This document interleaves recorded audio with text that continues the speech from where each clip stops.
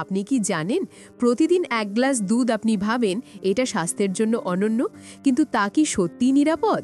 এক গ্লাস দুধে লুকানো আছে এমন কিছু রহস্য যা আপনার শরীরকে ধীরে ধীরে বদলাতে পারে। কিছু জনের এটা হাড়কে শক্তিশালী করে, আর কারোর জন্য বিপদ ডেকে আনে। 3 মিনিটের ভিডিও শেষে আপনি সিদ্ধান্ত নেবেন প্রতিদিন দুধ খাওয়া উচিত কিনা। আজকের ভিডিওতে আমি আপনাদের দেখাবো প্রতিদিন দুধ খাওয়া শরীরের 5টি বড় পরিবর্তন, কোন ধরনের মানুষ সাবধান হবে, দুধ খাওয়া সঠিক ও নিরাপদ উপায়।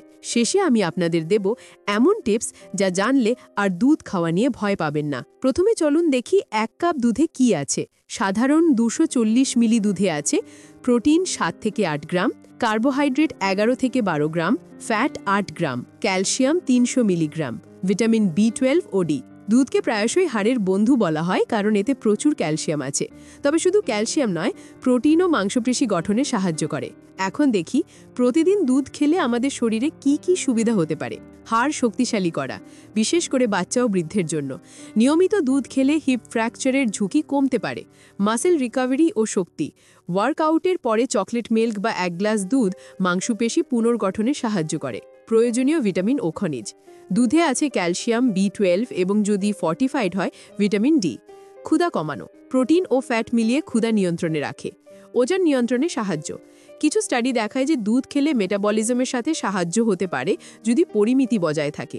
কিন্তু প্রতিদিন দুধ খাওয়া সবসময় নিরাপদ নয়, কয়েকটি ঝুঁকি আছে। 1.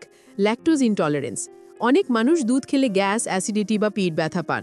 দক্ষিণ ভারতের কিছু অঞ্চলে প্রায় 66% মানুষ ল্যাকটোজ ইনটলারেন্ট। কাঁচা দুধের সংক্রমণ, কাঁচা দুধে থাকতে পারে স্যালমোনেলা, ইকোলাই। শিশু, গর্ভবতী ও বয়স্কদের জন্য এটি বিপজ্জনক। স্যাচুরেটেড ফ্যাট ও কার্ডিওভ্যাসকুলার ঝুঁকি, কিছু মানুষের জন্য ফ্যাট বেশি হলে কোলেস্টেরল বাড়তে পারে। ক্যান্সার সম্পর্কিত ঝুঁকি, কিছু স্টাডি বলে প্রোস্টেট ক্যান্সারের সাথে দুধের সংযোগ থাকতে পারে, তবে এটি এখনও বিতর্কিত। সবাই দুধ খেতে পারবে না। বিশেষ গ্রুপ, বাচ্চা ও টিনেজার, পরিমিতি এবং প্রয়োজন অনুযায়ী ভিটামিন ডি। ল্যাকটোজ সিমটম আছে এমন মানুষ, ল্যাকটেজ ফ্রি মিল্ক, দই বা পনির। উচ্চ কোলেস্টেরল বা হৃদরোগের ইতিহাস আছে এমন লোক, লো ফ্যাট মিল্ক ব্যবহার করুন। কিছু ভুল ধারণা আছে যেগুলো আমরা আজও বিশ্বাস করি। A2 versus A1 milk, A2 মিল্কে কিছু মানুষের পেটে সমস্যা কম হতে পারে, কিন্তু ল্যাকটোজ মুক্ত নয়। কাঁচা দুধ বেশি পুষ্টিকর, প্রমাণ নেই, কিন্তু পাস্টুরাইজেশন নিরাপত্তা দেয়। দুধ ও ওজন পরিমিতি থাকলে ক্ষতি নেই, অতিরিক্ত খেলে সমস্যা হতে পারে। কিভাবে নিরাপদে এবং সঠিকভাবে দুধ খাওয়া যায়? সার্ভিং সাইজ 1 থেকে 3 কাপ দৈনিক। যদি পেটে সমস্যা হয় দই, পনির, ল্যাকটোজ ফ্রি মিল্ক। কাঁচা দুধ এড়ান, পাস্তুরাইজড বেছে নিন। ওয়ার্কআউটের রিকভারি বা স্মুদিতে ব্যবহার করতে পারেন। সর্বদা পরিমিতি বজায় রাখুন। 1 মিনিট, আপনাদের প্রশ্ন, আপনি কোন ধরনের দুধ খাচ্ছেন? কমেন্টে লিখুন, আমি পরের ভিডিওতে সেই গল্প নিয়ে বিশ্লেষণ করব। সিদ্ধান্ত, দুধ নিজে ভালো, কিন্তু সবার জন্য নয়।